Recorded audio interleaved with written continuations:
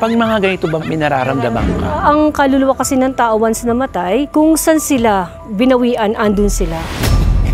Pero ito, Mamo, tatapatin kita. Habang palayo tayo ng palayo dun sa pinungunan, parang kinakabahan ako. So, ayun siya. Kinabahan naman ako. Kinikilabutan ako. Ang una natin pahuhulaan na yumao noong July 10, 2012, si Dolphy Quezon. Ito ay tao na ngayon. So, meaning na reincarnate na siya. Eto, si FPJ, namatay noong December 14, 2004. Ito hindi pa nakakatawid. Bakit, Mamo? Andun to sa lugar kung saan siya inabutan hanggang ngayon. Nandun pa rin siya. Ang tagal na, Mamo. Susan Roses, namatay noong May 20, 2022. Mukhang naghihintayan sila. Hindi pa din to nakakatawid eh. Ayun siya. Andun lang din to. Paikot-ikot lang siya. Hindi rin sila magtagpo ni FPJ. Namatay noong March 2, 2024, Jacqueline Jose. Sa kaya to namatay, hindi pa to tahimik. Bakit? Kasi hindi pa niya alam na patay siya eh. Ala. So ito, oops. Oy, nalalaglag ang baraha. So ibig sabihin may unfinished business pa to. Haji Alejandro. Namatay noong April 21, 2025. Kamusta na kaya si Haji? Ayan, nalalaglag, Ma'am. Ano ibig sabihin niya? Pag may nilalaglag na cards, meaning andito pa sila and then sumasagot sila sa atin. May karelasyon to? Meron. Hindi nito maiwan. Kaya ganun. Grabe silang magmahalan, wagas. Hindi ito aalis. Hihintayin niya yan. Kaya gano'n na lang pala ang iyak ni Alina. Sobra silang magmahalan.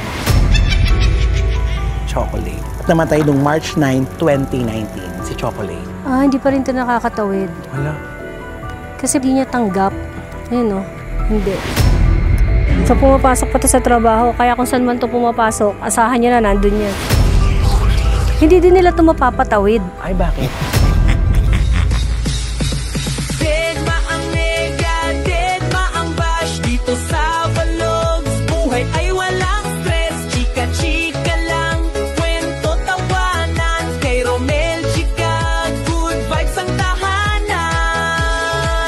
Ganon!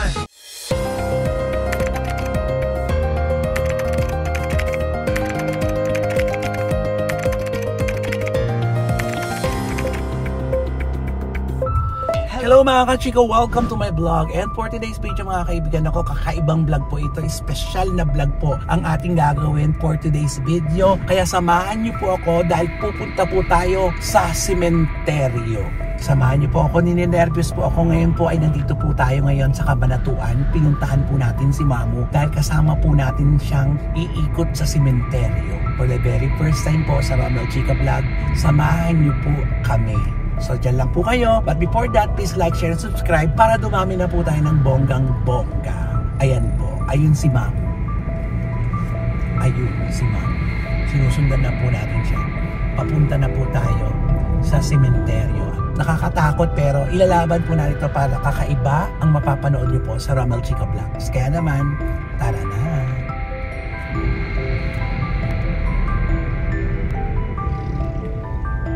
Pero alam niyo po, sa totoo lang, kinakabahan po talaga ako sa gagawin namin ito. Pero nilalakasan ko po yung loob ko. Kasi po kasama naman natin ang prophetic witch. Kaya alam niya po yung gagawin niya. Pero ako personally, natatakot po ako. Pero ilalaban po namin ito. Kasi po, syempre, para maiba lang na this time, tayo na po yung gagawa, hindi na lang po tayo yung nanonood. Ngayon, ako na po ang pupunta doon para ma-experience ko po ano ang pakiramdam sa loob ng sementeryo ng ganitong oras. Kaya naman, bahala na.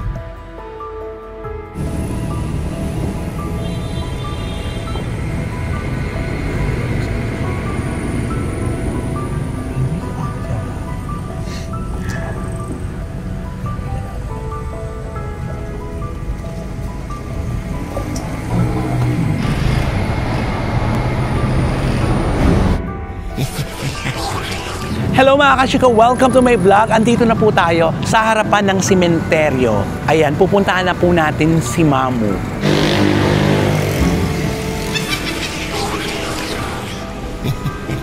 Ayan po, pumapasok na po tayo sa sementeryo.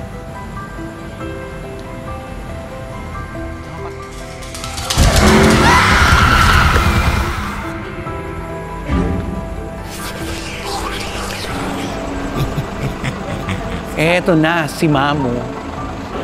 Ayan mga kachika, nandito na po tayo. Again, Halloween special po ng Rumble Chika Vlogs. Kaya nandito po kami sa Cabanatuan. Saan lugar to, Mamu? Cabanatuan Old Cemetery. Ayan, naku. Nininervous naman ako dito. Kaya Mamu, ikot-ikot muna tayo.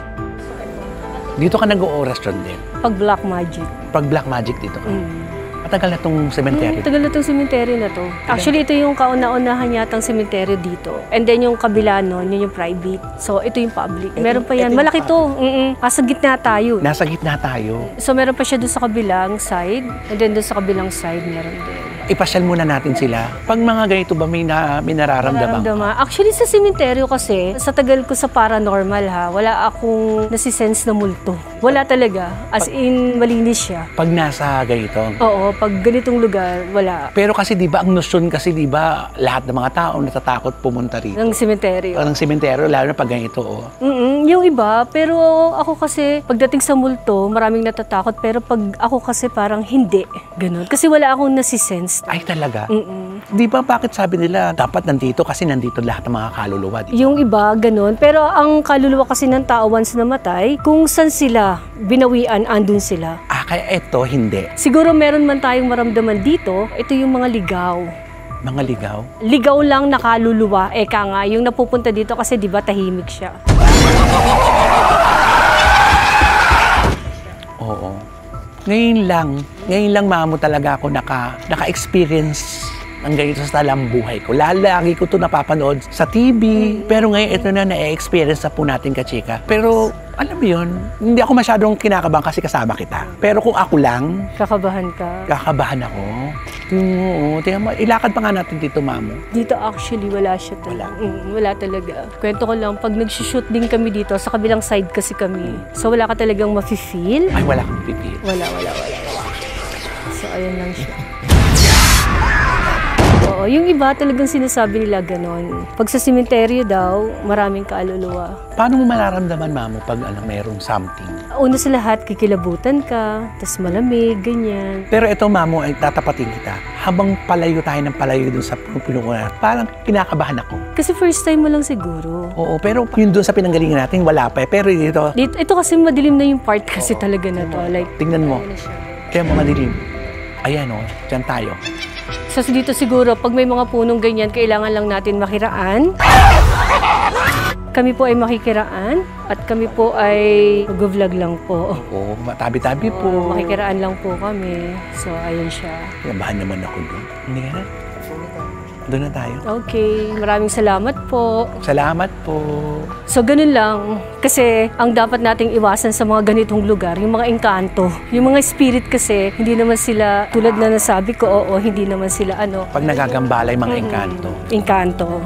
Ayan. Uy, ayan o. Kaya mo, ayan o. Kinikilabutan ako. Uy, kinikilabutan ako. Ayan. Ay, ayan na. Siguro dahil nga first time. Oo, kinilibutan na ako. Makikiraan po kami. So, ganun lang. Parang bibigay lang tayo ng respeto sa kanila. So, ito na siya. So, mga kachika, ito na po. Sa mga tagahanga po ng ating mga babanggitin ay dahil napapanahon naman po ang ating gagawin, aalamin lang po natin kung ano na po ang buhay nila sa kabilang mundo. Kailangan po namin ng pangunawa po ninyo. Eto, simulan na po natin. Ang una nating panguulaan ay yumao noong July 10, 2012, si Dolphy Rodolfo Vera Quezon. Ang birthday niya, July 25, 1928.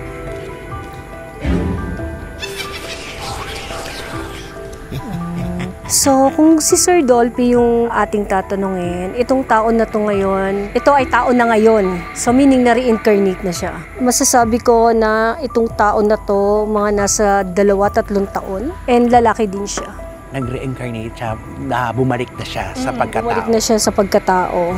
Masaya naman kung sakali yung pamilya na meron siya ngayon. So, ang ibig sabihin niya, na-reincarnate siya, gumagawa na siya ng panibagong buhay. Yes. Sa katauhan ng 2 hanggang 3 taon na bata ito. Ang lalaki din. Okay. So, ay maganda. Buhay na rin pala po si Dolphy. Siyempre, hindi na natin anihin yan kasi ano naman siya, di ba? Bagong tao na bagong siya. taon na siya. Ayan. Ayan, sa lahat po na umiidolo kay Dolphy, ayan. Buhay na po. Na-reincarnate na po. Nasa 2 taong gulang na ngayon. Wow! Eto, si FPJ, si Ronald Alan Kelly po, namatay noong December 14, 2004, ipinanganak noong August 20, 1939.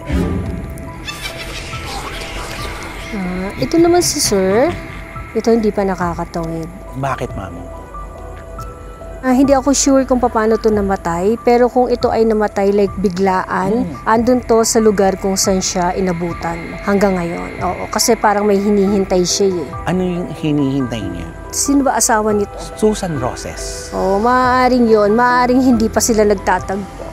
Hindi pa sila nagkikita. Hindi sila nagkikita. Kaya parang, ayan siya. Nag-aantay pa rin naghihintay siya, oo. Ayan yung, kung makikita niyo itong heart na may sword, siya ay taimtim nga na naghihintay pa rin kung asan man siyang lugar inabutan. Ba't hindi pa sila nagkikita, Mamo? Namatay siya ng bigla, di ba? Sa isang lugar. Kaya doon siya naka-stay. Maaaring itong asawa niya, namatay naman to sa ibang lugar din. Okay. Kaya hindi sila nag-meet. Magtagpo. So darating din ang araw na magtatagpo sila, Mamo? Maaari, darating din yung araw na magkikita sila or darating yung araw na pwede silang mag-meet. Pero sa ngayon, itong kaluluwa nito ay nandun lang sa lugar na yon kung saan siya namatay. Nandun pa rin siya. Ang tagal na, Mamo, ha? Nung 2004 pa. Ano na ngayon? Matagal na, 10 years? Ayun siya, naghihintay pa rin. Si Rudy Fernandez, Rodolfo Valentin Padilla. Namatay siya nung June 7, 2008 at pinanganak siya nung March 3, 1952. Ito din, hindi pa to nakakaalis. Ayan siya. Andun lang din siya sa lugar kung saan siya inabutan. So, ayan siya. Kung makikita niyo itong cups na to, na nakaupo, ayan siya. So, dito, maaaring namatay ito sa sakit pero hindi niya tanggap. So, may hinihintay din to. Hinihintay na ano? Babae. Ayan siya. So, King of Swords siya since naka-reverse siya. So, babae yan. Queen of Swords. Sinong babae yan? Maaari yung asawa niya. So, hindi pa to. Andun pa lang din to. O, paikot-ikot. Ano dapat gawin, Mamo, kung paikot-ikot lang yung kaluluwa dun sa mga pinangyarihan nila? Pwede kasi to dasalan o kaya ay pwede din like magsindi ng kandila and then tawagin sila and then para malaman nila na sila ay wala na. So, kailangan lang to yung parang ritual, gagawin to at least mga 40 days para makatawid sila.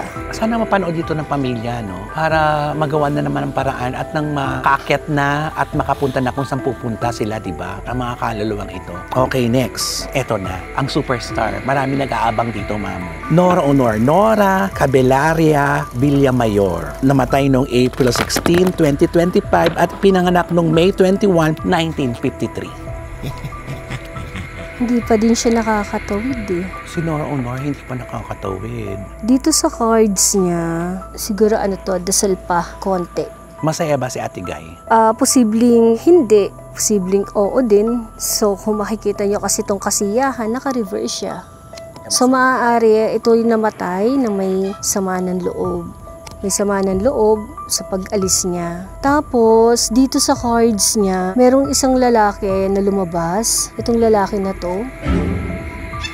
Tingnan natin kung ano yung gusto niyang sabihin. Baka kasi ito yung pwedeng maging daan bago siya umalis. Itong lalaki na to, kung nakikita niyo tong judgment, maaaring ito yung tao na nakakasama niya noon. Like sa hirap, sa ginhawa, kaibigan, pwedeng best friend, pwede din karelasyon. So, sa kanyang cards ngayon, kung mapapanood, kung itong lalaki na to ay nag-iisip na masama ang loob sa kanya nitong pangalan na pumanaw na to. So, dito sa cards, gusto niya sabihin na hindi. Because nagpapasalamat siya. Na hindi niya pa nasasabi. Maaaring itong taong naiwan na to, itong lalaki, baka meron kasi itong agam-agam. Baka kasi iniisip niya na namatay to nang may sakit ng kalooban sa kanya.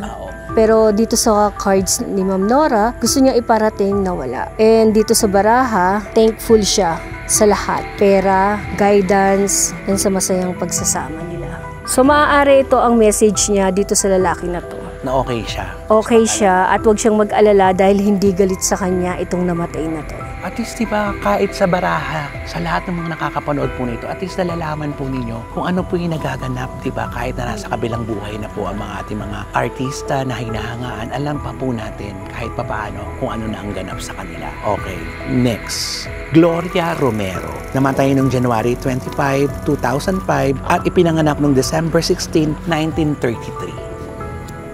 Ito wala na. Tahimik, maayos.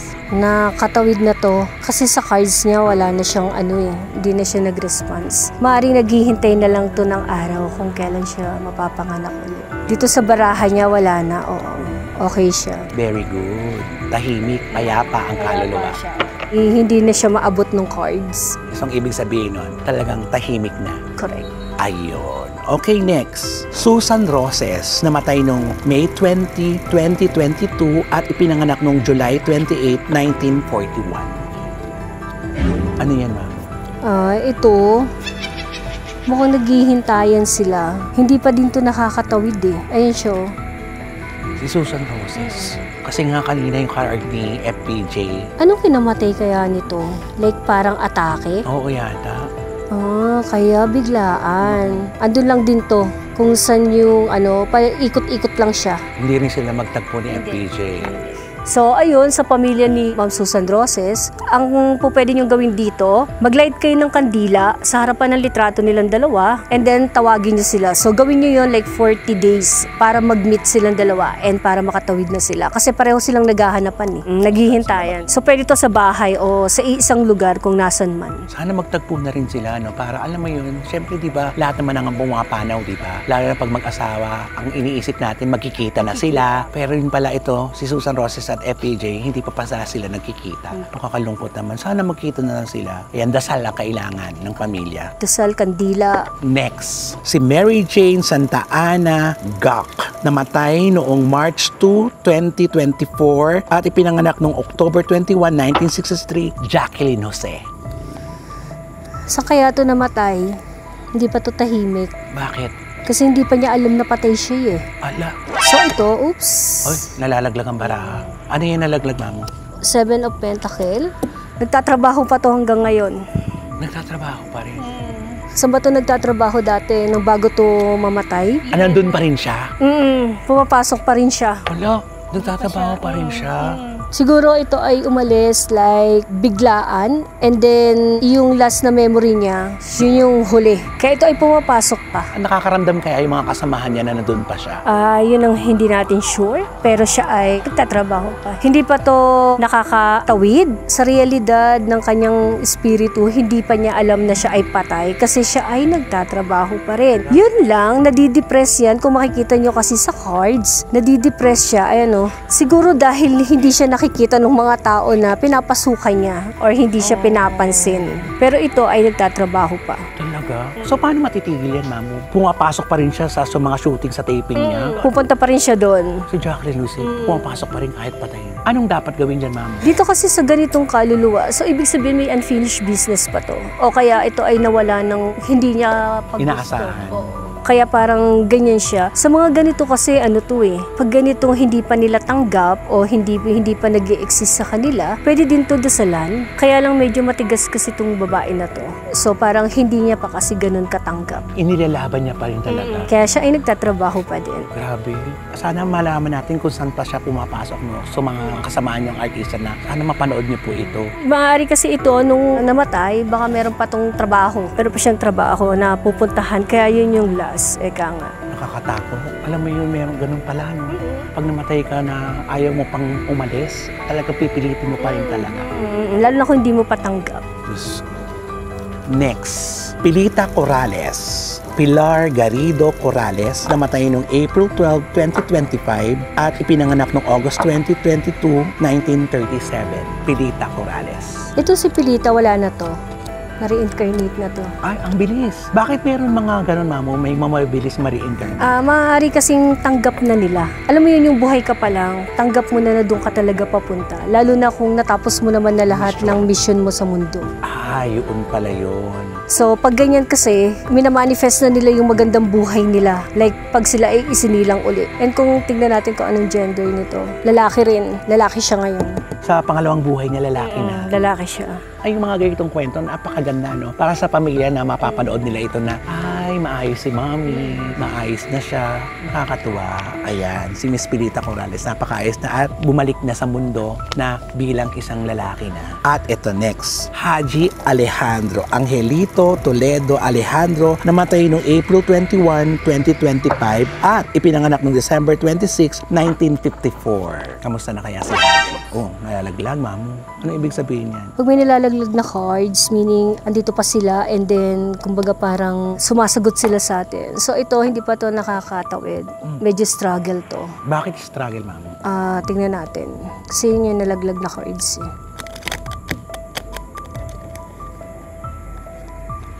Ayan, naglalaglagan ng mga cards. Correct. So maaaring may karelasyon to. Meron. Hindi nito maiwan. Kaya ganun. Si Alina Velasquez ang karelasyon niya, di ba? Hindi ko kasi kilala yung lives. Hindi niya to maiwan. So, anong dapat gawin? Wala. Nandun lang to sa bahay nila. Wala lang. Ngayon, kung yung karelasyon nito ay umalis na sa bahay, andun lang to kung saan sila nakatira dati. Andun lang siya. So, ano dapat din gawin dyan? Pagdasal? Hindi Hintayin niya to. Ay, hinaantay yung babae. Hihintayin niya yun. Queen of Cups. Grabe silang magmahalan, wagas. Hindi ito aalis. Hihintayin niya yan. Kaya gano'n na lang pala ang iyak ni Alina. Sobra silang magmahalan. Alina, kung napapanood mo ito, nakalungkot naman yan. Okay, next.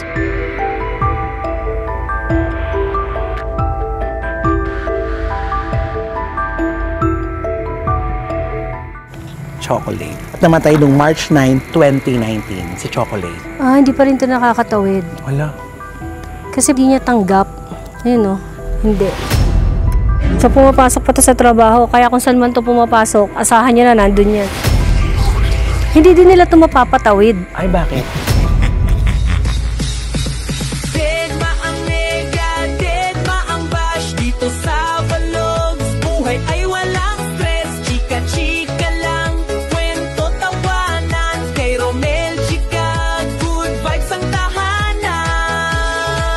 Ganon!